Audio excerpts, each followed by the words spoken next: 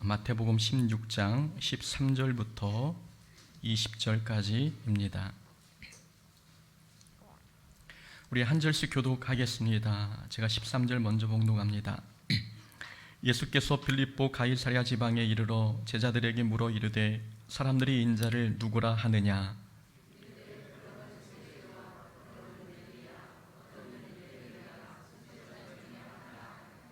이르시되 너희는 나를 누구라 하느냐?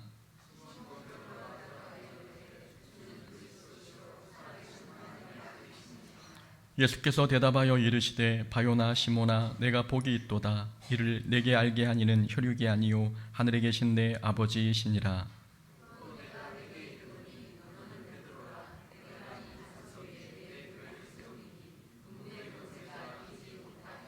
내가 천국 열쇠를 내게 주리니 내가 땅에서 무엇이든지 매면 하늘에서도 매일 것이요 내가 땅에서 무엇이든지 풀면 하늘에서도 풀리리라 하시고 이에 제자들에게 권고하사 자기가 그리스도인 것을 아무에게도 이르지 말라 하시니라. 아멘. 이 시간에는 우리 교회 부목사님으로 부임하신 우리 박상식 목사님 나오셔서 나의 신앙 고백이라는 제목으로 말씀 전하시겠습니다.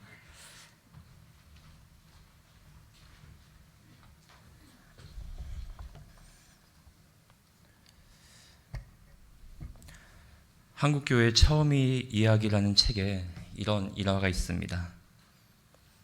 일제 강점기 시절 함경도 일대에서 전설적인 전도인으로 활약한 사람이 있었습니다. 그 이름은 김계안입니다. 그는 본래 불교 승려였습니다. 김계안은 가난 때문에 일찍이 출가하여 승려가 되었습니다. 그는 절 생활보다는 명산을 찾아다니며 수도하는 것을 즐겼습니다. 한 번은 민족의 성산인 백두산에 가서 100일 기도를 하였습니다. 이제 마치고 내려오는데 갑자기 하늘이 어두워지고 번개가 벼락이 치면서 비가 쏟아졌습니다. 김계안은 생각하기를 내가 기도를 잘못 드렸나? 그래서 하늘이 노한 게 아닌가 하는 두려운 마음에 사로잡혔습니다. 그는 불경을 소리내어 외웠습니다. 그래도 불안하여 불상을 부여잡았습니다. 하지만 불안감은 사라지지 않았습니다. 그러던 중 빗길에 미끄러져 넘어졌습니다.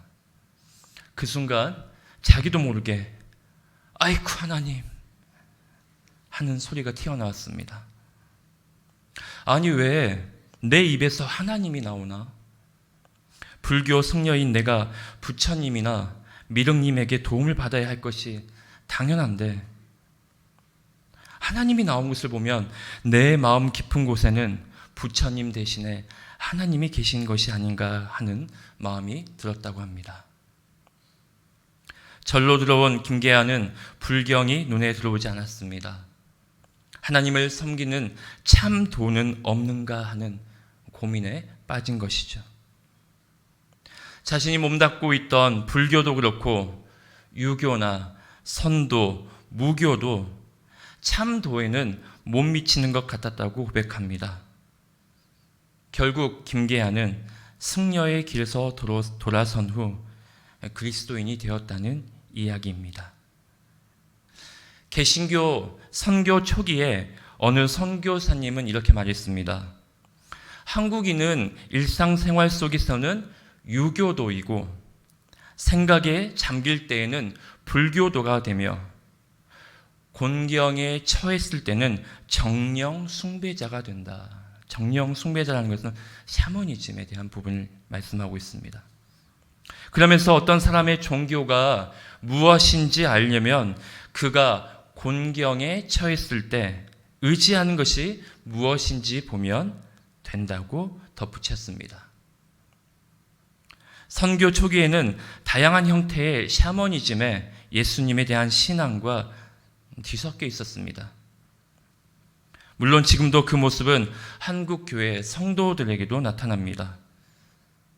기복신앙이 대표적이죠. 샤머니즘에서 신앙을 갖는 목적은 복을 받기 위해서입니다.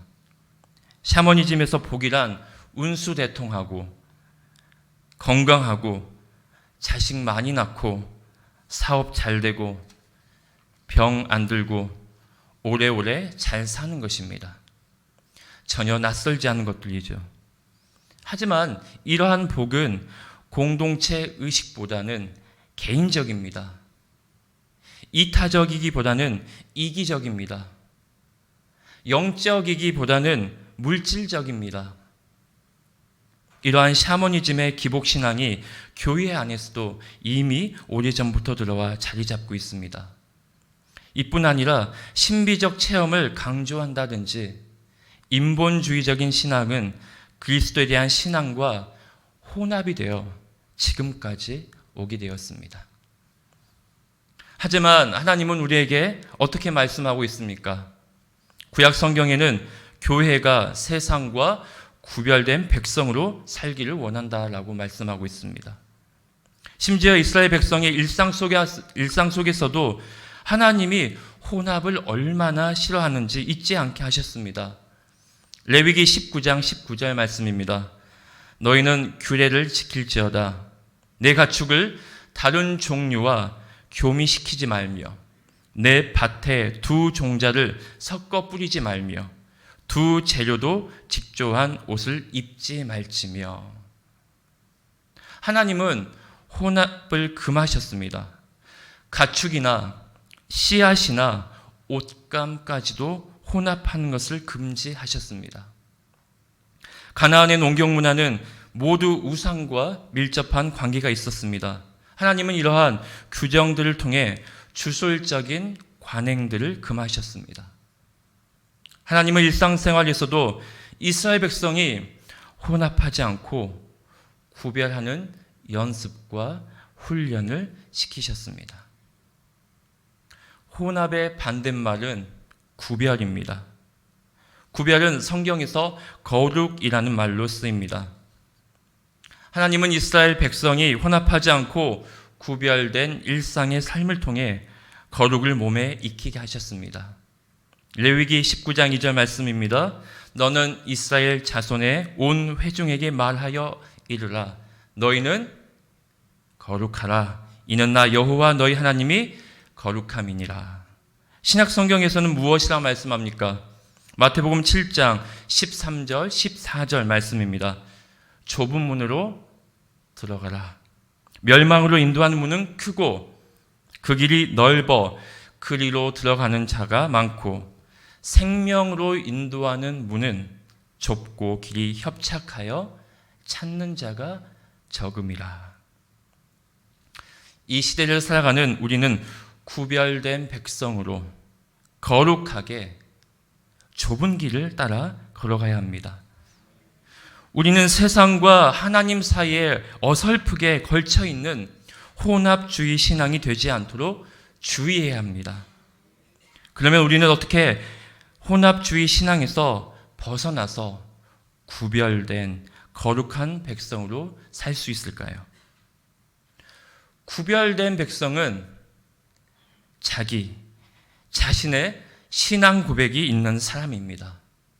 하나님은 어떤 분이신지, 예수님은 누구신지, 성령님은 누구신지, 기독교와 다른 종교는 어떤 차이가 있는지, 교회는 어떤 곳인지, 성도는 누구를 가리키는지, 이러한 것들을 구체적으로 알고 있는 사람입니다.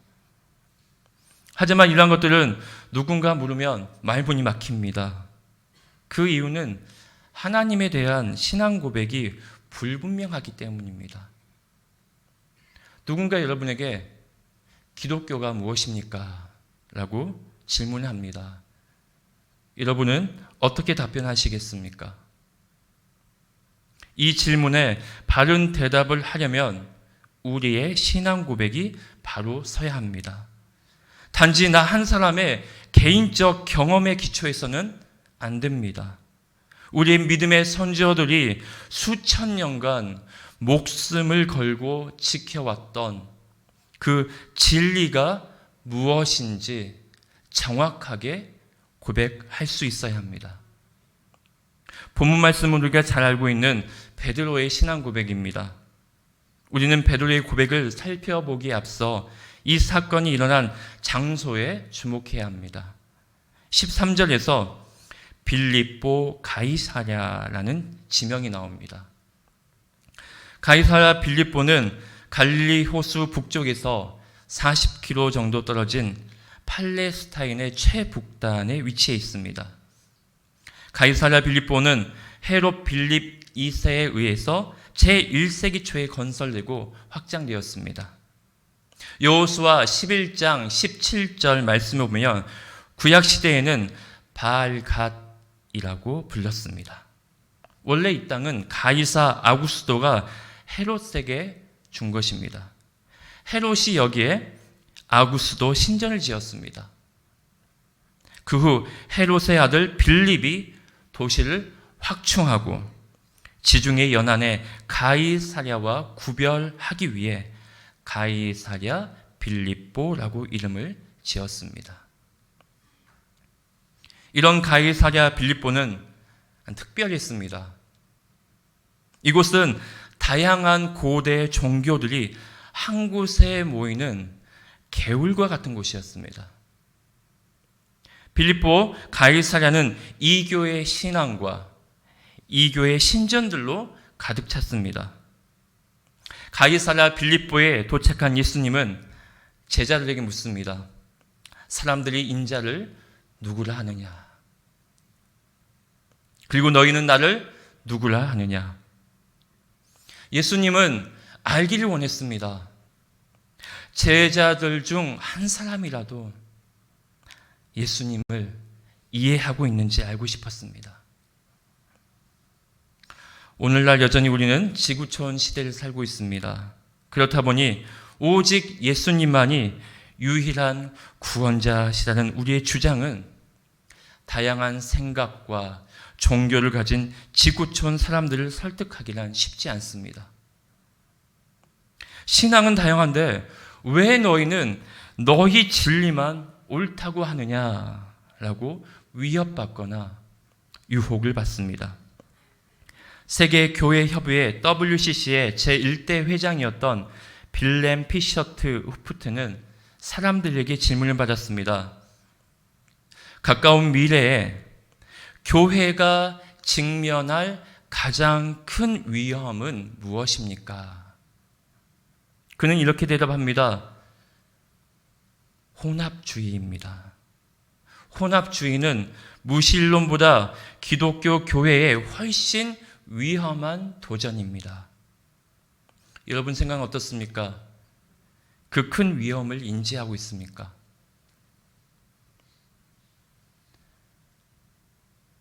(1882년) 조선은 거스를 수 없는 시대에 거센 물결 앞에 서 있었습니다. 조선은 쇄국의 빗장을 풀었습니다. 조선은 문호를 개방할 수밖에 없었습니다. 세상은 하루가 다르게 급변했습니다. 국내의 정세는 극도로 혼란스러웠습니다. 개화파와 수구파의 대결은 극에 치달았습니다. 1882년 양측의 격돌이 조정의 군대에서 최초로 일어납니다. 구식 군대가 목소리를 높였습니다. 우리를 차별 대우하지 마시오. 밀린 급료를 빨리 주시오. 구식 군대의 군인들이 신식 군대의 별기군과의 차별 대우와 밀린 급료에 불만을 품었습니다. 결국 구식 군대 군인들이 군제 개혁에 반대하며 난리를 일으킨 겁니다. 이것이 바로 1882년 조선 고종 19년에 있었던 이모군란입니다. 구식군대의 분노는 특히 명성황후와 민씨 일가에게로 향했습니다. 그때의 위기에 처한 명성황후를 구출하기 위해 기지를 펼친 양반이 있었습니다. 그 사람의 이름은 이수정입니다. 긴급한 상황에 이수정은 명성황후를 지게에 태웠습니다. 이수정은 명성황후를 거름더미로 위장해서 무사히 궁 밖으로 탈출시켰습니다. 이수정은 사건이 정리된 이후 고종의 후위를 입어 일본 유학길에 오르게 됩니다. 이수정의 목적은 개화된 문명을 공부하는 것이었습니다. 그 공부는 농학, 법률, 우편, 해운 등이었습니다. 이수정은 1882년 9월에 일본에 도착했습니다. 이수정은 당시 일본의 대표적인 농학자였던 스다센을 만났습니다. 이 스다센은 1876년 세례를 받은 감리교인이었습니다.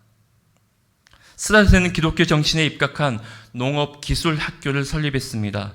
그 농업기술학교의 이름은 농학사입니다. 이수정은 스다센을 찾아갑니다.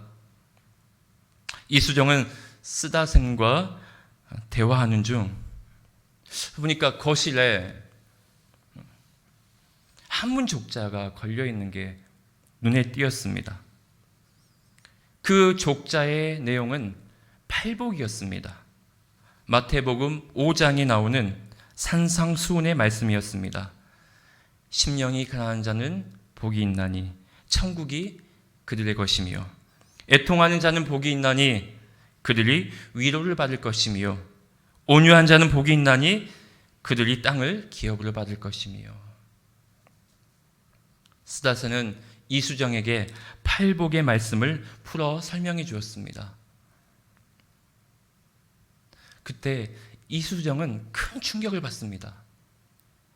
유교에만 익숙해져 있던 이수정에게 팔복은 낯설었지만 굉장히 신선했습니다. 이수정은 자기 민족의 가난을 해결하고자 선진 농업 기술을 배우러 일본에 왔습니다.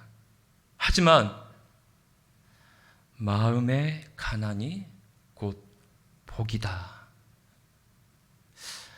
어떻게 마음이 가난한데 복일까? 이 역설적인 진리는 이수정의 마음을 뜨겁게 달구었습니다. 스다세는 호기심이 많은 이방인 이수정에게 족자 그 글귀의 원전인 한문 성경을 선물로 주었습니다. 당시로서는 이 성경책을 받는 것조차 쉽지 않은 결단이었습니다. 왜냐하면 조선에서는 기독교는 엄중하게 금하고 있는 종교였기 때문입니다. 성경을 소지하면 목숨이 위태로웠습니다. 그럼에도 불구하고 이수정은 기독교를 받아들였습니다. 이수정은 거부할 수 없는 신앙의 엄청난 충격과 감동을 받았던 것입니다. 마침내 이수정은 1883년 4월 29일 도쿄 로게츠조 교회에서 세례를 받습니다. 미국 장로교 선교사 녹스에게 세례를 받았습니다. 일본에서 이루어진 최초 한국인 개신교 세례였습니다. 이수정은 세례를 받은 직후 성경을 우리말로 옮기는 작업을 시작했습니다. 이 일은 일본 주재 미국 성서고의 총무였던 루미스의 적극적인 지원을 받아 이루어지게 되었습니다. 먼저 마가복음을 한글로 옮기는 일을 시작했습니다. 이수정의 노력으로 1885년 2월 신약전 마가복음서 언헬 제목의 쪽복음을 출판하였습니다. 우리가 이수정에 대해 또 주목할 것이 있습니다. 그것은 우리말 성경을 번역한 것뿐만 아니라 한국인 최초의 신앙 고백문을 남긴 것입니다. 이수정이 세례받은 지 보름 만인 1883년 5월 8일 도쿄에서 제3회 전 일본 기독교 친목대회가 열렸습니다. 스다센을 비롯하여 일본에 내노라 하는 기독교 지도자들이 교파를 초월하여 참석했습니다. 대성황을 이루었습니다. 화면을 보시면 오른쪽 맨 아래에서 네 번째 사람이 이수정 선교사입니다. 이수정은 이 친목대회를 참석 계기로 신앙 고백서를 발표합니다. 이 신앙 고백서는 한문 700여자로 되어 있습니다. 이수정의 신앙 고백서는 중요한 의미가 있었습니다. 이수정의 신앙 고백문은 한국인의 신앙 고백으로는 최초의 것이었습니다. 신앙 고백으로는 최초의 것이어서 교회사적으로 중요한 의미를 지니고 있었습니다. 이수정은 요한복음 14장 20절 말씀을 그리스도의 가르침의 핵심으로 보았습니다. 그 신앙 고백문을 짧게 읽어드리겠습니다. 무릇 아버지가 내 안에 있고 내가 아버지 안에 있으며 내가 너희 안에 있고 너희가 내 안에 있다고 한 것은 하느님과 사람이 서로 감응하는 이치를 가리킴이며 믿음이 있으면 반드시 이루어진다는 것을 확증하는 것입니다. 예수께서 비유하여 이르시기를 내 아버지는 포도원 주인이요 나는 포도나무이며 너희는 가지라 하셨으니 이 이치는 쉽고 곧바로 이해될 것인거늘 번거로이 천착하지 않을 것이므로 제가 이제 무슨 말로 밝힐 수 있겠습니까? 이수정은 신앙의 최고 경지를 신과 인간의 합일로 보았습니다. 이것이 복음의 내용이자 믿음의 목표였던 것입니다. 이렇듯 이수정은 자신의 신앙 고백문을 통해 그가 깨달은 기독교에 대해 고백합니다. 기독교가 유교와 어떻게 다른지, 기독교가 불교와 어떤 부분이 다른지 깨달았습니다. 그리고 그는 이렇게 고백합니다. 내 힘과 의지로는 구원을 얻을 수 없다. 하나님의 은총과 예수 그리스도의 보혈의 은혜로 구원을 얻을 수 있다는 것을 깨닫게 됩니다. 오늘 본문으로 다시 돌아갑니다. 이 교회의 신전으로 가득 찬 가이사랴 빌립보에서 예수님은 제자들에게 묻습니다. 13절과 15절 말씀입니다. 사람들이 인자를 누구를 하느냐? 너희는 나를 누구를 하느냐? 베드로의 신앙 고백은 뚜렷하고 분명했습니다. 16절 말씀 우리 다 함께 읽어볼까요? 16절 말씀입니다. 시작. 시몬 베드로가 대답하여 이르되 주는 그리스도시요 살아계신 하나님의 아들이시니이다. 아멘. 우린 여기서 베드로가 예수님에게 부여한 호칭에 주목해야 합니다. 이 호칭은 가이사랴 빌립보의 그 혼합주기적인 현상이 비추어볼 때 더욱 주목할 만한 것들입니다. 베드로는 예수님을 인자, 그리스도, 살아계신 하나님의 아들로 묘사합니다. 이 호칭들 인자, 그리스도, 살아계신 하나님의 아들은 새로울 것이 없었죠. 하지만 이 호칭들이 한 곳에 나란히 나오는 경우는 오늘 본문이 처음입니다. 인자는 아람어에서 나를 부드럽게 표현한 용어입니다. 인자는 사람의 아들로 복음서에서는 말씀이 육신이 되어 인간으로 오신 예수님이 스스로를 표현하는 용어입니다. 성경에서는 일반인의 아들을 가리키는 표현으로도 쓰입니다. 그러나 우리가 주목해야 할 것은 다니엘 7장 13절 14절 말씀입니다. 내가 또 밤 환상 중에 보니 인자 같은 이가 하늘 구름을 타고 와서 옛적부터 항상 계신 이에게 나아가 그 앞으로 인도되매 그에게 권세와 영광과 나라를 주고 모든 백성과 나라들과 다른 언어를 말하는 모든 자들이 그를 섬기게 하였으니 그의 권세는 소멸되지 아니하는 영원한 권세요 그의 나라는 멸망하지 아니할 것이니라. 권세와 영광과 나라가 주어지는 인자는 메시아임을 말씀하고 있습니다. 다음으로 그리스도는 기름 부음을 받은 자라는 의미입니다. 그리스도라는 이름은 예수님과 연결돼서 사용합니다. 유대교에서는 그리스도는 언젠가 와서 우리 민족의 희망을 성취시켜 줄 사람을 의미했습니다. 오랫동안 이스라엘 백성들을 그리스도를 갈망했습니다. 이스라엘이 외국의 정복을 받게 되자 그 염원은 더 불타올랐습니다. 이스라엘 백성은 메시아가 하루속히 빨리 와서 로마의 권세를 물리칠 것이라고 기대했습니다. 군대를 구축해서 천하를 호령할 것이라고 생각했습니다. 드디어 그리스도가 오자 이스라엘 백성은 예수님을 열렬히 환영했습니다. 하지만 자신이 기다린 메시아와는 너무나도 거리가 먼 것을 보고 크게 실망합니다. 마침내 그들은 예수님을 십자가에 못 박혀 죽이셨습니다. 하지만 제자들은 달랐습니다. 예수님을 메시아로 받아들였습니다. 예수님이 영적 왕국의 예언자로, 제사장으로, 왕의 직분을 지닌 자로 여겼습니다. 제자들은 예수님을 그리스도로 받아들였습니다.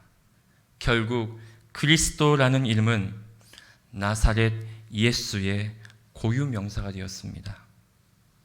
마지막으로 시몬 베드로는 살아계신 하나님의 아들이시다는 고백을 통해 예수님이 정말로 누구신지 알게 됩니다. 이미 제자들은 특수한 상황에서 예수님을 하나님의 아들이라고 환호한 적이 있습니다. 그 특수한 상황은 마태복음 14장 22절에서 33절에 나와 있습니다. 제자들은 예수님이 풍랑을 만난 제자들 향해 물 위를 걸어오신 것을 보고 무서워 소리칩니다. 그때 베드로는 물 위를 걸어오시는 예수님을 보고 만일 주님이시거든 나를 명하사 물 위로 오게 하소서 간청합니다. 예수님이 베드로를 보고 오라 하시니 베드로가 배에서 내려 물 위로 걸어서 예수님께 갑니다. 하지만 베드로는 풍랑을 보고 무서워 물에 빠집니다. 예수님이 베드로에게 손을 내밀어 붙잡고 배에 함께 오르니 바람이 그쳤습니다. 그 모습을 본 제자들은 14장 33절에서 이렇게 고백합니다. 진실로 하나님의 아들이로소이다. 하지만 오늘 본문 16장 16절에서 베드로는 신중하게 예수님을 하나님의 아들이라고 부릅니다.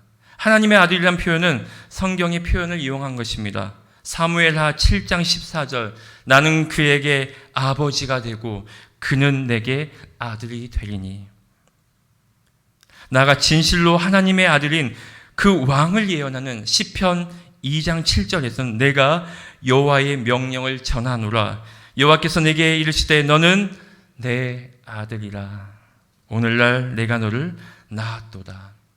말씀에 대한 성취였습니다. 하나님의 아들보다 더 높은 호칭은 없었습니다. 이처럼 베드로의 신앙 고백은 예수님이 진정한 왕이시라는 것입니다. 예수님이 바로 이스라엘이 기다려온 메시아라는 것입니다. 시편과 예언자들이 말한 하나님의 선택받은 아들이 바로 예수님이라는 것입니다. 베드로가 예수님이 메시아라고 선언하자 예수님도 베드로에게 말씀합니다. 17절 말씀입니다. 예수께서 대답하여 이르시되 바요나 시모나 내가 복이 있도다. 이를 내게 알게 한 이는 혈육이 아니요 하늘에 계신 내 아버지시니라. 예수님은 베드로에게 내가 한 그 고백은 인간의 통찰력으로 얻을 수 없다고 말씀합니다. 오직 하나님만이 깨닫게 해주셔서 알게 되었다고 말씀합니다. 우리 고백도 마찬가지입니다. 우리의 지식이나 지혜로 예수님을 알게 되는 것이 아닙니다. 우리가 능력이 있어서 되는 것도 아닙니다. 오직 하나님 아버지를 통해 깨닫게 해주셔야 알게 되는 것입니다. 여러분 이미 경험하지 않았습니까? 오직 성령님을 통해 깨닫게 해주셔야만 우리는 알 수 있습니다. 예수님은 계속해서 베드로에게 말씀합니다. 18절 말씀입니다. 또 내가 내게 이르노니 너는 베드로라 내가 이 반석 위에 내 교회를 세우리니 음부의 권세가 이기지 못하리라. 베드로라는 이름의 뜻은 바위 또는 돌입니다. 베드로는 예수님을 메시아로 불렀습니다. 그러자 예수님은 그러한 충성심을 가진 베드로가 예수님이 짓고 계신 새로운 건물의 기초가 될 것이라고 말씀합니다. 베드로의 믿음의 고백 위에 예수님이 내 교회를 세우겠다고 말씀합니다. 그렇게 되면 어떻게 된다고 말씀합니까? 그 교회는 결코 음부의 권세가 이기지 못할 것이라 말씀합니다. 2024년 우리 교회의 표어가 무엇입니까? 평안하여 든든히 서가는 교회입니다. 베드로의 신앙 고백처럼 우리 고흥 서북교회 성도들이 주를 그리스도로 살아계신 하나님의 아들로 고백할 때 우리 교회도 음부의 권세가 이기지 못할 것입니다. 우리 고흥 서북교회 성도들이 주를 그리스도로 살아계신 하나님의 아들로 고백할 때 우리 고흥 서북교회가 평안하여 든든히 서가는 교회가 될 줄로 믿습니다. 그럼 우리는 어떻게 해야 올바른 신앙 고백을 할 수 있을까요? 가장 모범적인 교본이 있습니다. 바로 사도신경입니다. 사도신경은 기독교의 핵심 교의를 담고 있는 신앙 고백입니다. 교회들은 오랫동안 예배의 중요 예식으로 지켜왔습니다. 하지만 언제부터인가 사도신경을 단순히 예배를 시작할 때 순서상 지켜야 하는 것으로 가볍게 넘길 때가 많습니다. 여러분, 구구단 다 외울 수 있죠. 우린 처음 구구단을 외울 때는 구구단이 어떻게 만들어지게 되었는지 생각하지 않고 그냥 외웠습니다. 구구단이 얼마나 중요한지 모르고 그냥 외우기만 했습니다. 저도 구구단을 외우지 못하면 학교에 남아서 외웠던 기억이 납니다. 나중에 그 구구단을 외우지 못한 친구들 보면 더 이상 수학 진도를 나갈 수 없었습니다. 어설프게 외우는 친구들은 수학 문제를 제대로 풀지 못했습니다. 우리는 그러한 결과를 경험하고 나서야 구구단이 얼마나 중요한지를 실감할 수 있었습니다. 우리가 의미를 잘 알지 못하고 그저 외우기만 했던 사도신경은 우리 신앙생활에서 구구단보다도 훨씬 더 중요합니다. 사도신경은 기독교의 중요한 내용을 망라하는 고백입니다. 믿음의 보석들이 바로 사도신경 안에 들어있기 때문입니다. 삼위일체 하나님의 존재에 대해 말씀합니다. 이것이 바로 사도신경의 핵심입니다. 우리가 믿는 하나님은 삼위일체 하나님, 단 하나의 메시지로 요약할 수 있습니다. 창조주 하나님, 그리고 예수 그리스도의 성육신과 십자가와 고난, 부활 사건을 말씀합니다. 예수님을 구주로 고백해 하시는 성령님, 모두 기독교의 핵심 교리가 바로 이 사도신경 안에 담겨 있습니다. 사도신경의 내용은 성경에 기초하였습니다. 그런데 사도신경은 주기도문처럼 정확하게 성경에 정리되어 있지는 않습니다. 그렇다면 누가 이걸 따로 정리해 놓았다는 것입니까? 성경이 각각 따로 나오는 내용을 찾아서 잘 정리해 놓은 것입니다. 그렇다면 누가 만들었을까요? 사실 정확하게 누가 만들었는지 모릅니다. 하지만 누가 만들었는지 모른다는 게 오히려 도리어 더 중요한 것일 수 있습니다. 한 사람이 만든 것이 아니라 교회가 함께 생각하고 함께 의논해서 다 같이 만든 것입니다. 그만큼 사도신경은 모두가 믿는 내용이라는 증거일 수 있습니다. 그렇다면 왜 사도신경이라는 형식이 필요한 것일까요? 이유는 사도신경으로 교회의 하나됨을 지키기 위해서입니다. 우리가 기도 드리는 것과 찬양 드리는 것, 삶의 모든 행동들은 하나님께 드리는 예배이자 신앙 고백입니다. 이처럼 신앙을 고백하는 모양은 사람마다 다 다릅니다. 하지만 우리의 신앙을 위협하는 악한 세력은 두루뭉실함으로 신앙의 본질을 흐리게 합니다. 이러한 위협으로부터 우리의 신앙과 교회를 지켜내기 위해 확실하고 명료한 고백이 필요한 것입니다. 사도신경의 원문을 보면 믿습니다 라는 말로 시작됩니다. 그래서 이것은 나의 고백, 우리의 고백이 됩니다. 나의 고백이기 때문에 이 고백은 내가 책임져야 합니다. 성부 하나님, 성자 예수님, 성령님을 믿는다고 내가 고백했다면 우리는 그 고백에 합당한 삶을 살아야 됩니다. 교회에서뿐만 아니라 가정과 직장과 학교 등 내가 있는 모든 곳에서 합당한 생활을 해야 합니다. 우리는 합당한 삶을 살기 위해서는 사도신경을 한 구절 한 구절 마음에 새겨야 합니다. 묵상해야 합니다. 그래서 사도신경의 고백이 우리의 고백이 되어야 합니다. 그런 의미에서 우리 모두 사도신경을 한 구절 한 구절 천천히 읽음으로 말씀을 마치겠습니다. 우리 함께 보겠습니다. 나는 전능하신 아버지 하나님, 천지의 창조주를 믿습니다. 나는 그의 유일하신 아들 우리 주 예수 그리스도를 믿습니다. 그는 성령으로 잉태되어 동정녀 마리아에게서 나시고 본디오 빌라도에게 고난을 받아 십자가에 못 박혀 죽으시고 장사된 지 사흘 만에 죽은 자 가운데서 다시 살아나셨으며 하늘에 오르시어 전능하신 아버지 하나님 우편에 앉아 계시다가 거기로부터 살아있는 자와 죽은 자를 심판하러 오십니다. 나는 성령을 믿으며 거룩한 공교회와 성도의 교제와 죄를 용서받는 것과 몸의 부활과 영생을 믿습니다. 아멘.